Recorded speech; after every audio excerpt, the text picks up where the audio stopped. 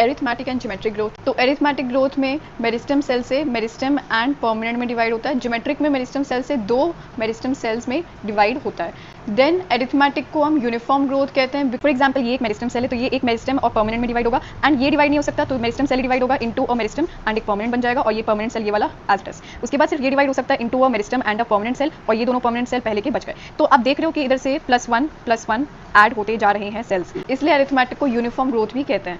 अब ज्योमेट्रिक में अब ये दो में डिवाइड होगा, इसके बाद ये भी दो मेरिस्टम में, ये भी दो मेरिस्टम में, फिर ये चार दो मेरिस्टम में डिवाइड होंगे। इससे ये समझो कि ज्योमेट्रिक ग्रोथ में स्टार्टिंग में बस एक सेल था, फिर सिर्फ 2, फिर 4, फिर 8, फिर 16, 64, फिर 128 बढ़ते ही गए। तो इनिशियली स्लो ग्रोथ होती है, फिर एक्सपोनेंशियली ग्रोथ होती है, फिर जाके ग्रोथ रुक भी जाती है क्योंकि न्यूट्रिएंट्स की कमी हो जाती है। तो जियोमेट्रिक ग्रोथ का ग्राफ सिग्मॉइड कर्व होता है। ये इसका इधर से इधर तक का जो पोर्शन है that is lag phase, and this is the exponential phase, and इसके बाद आ जाता है स्टेशनरी फेज।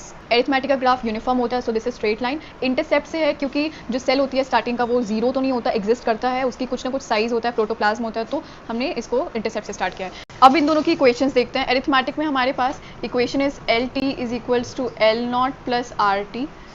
LT यानी कि फाइनल लेंथ, इनिशियल लेंथ, और ये rate, and this is time. Geometric growth की इक्वेशन हो गई LT is equals to L0 e की power RT, and that is final length, initial length, base of natural log, and इसे कहते हैं R, that is efficiency index, and this is time. तो ये था एरिथमेटिक एंड ज्योमेट्रिक ग्रोथ।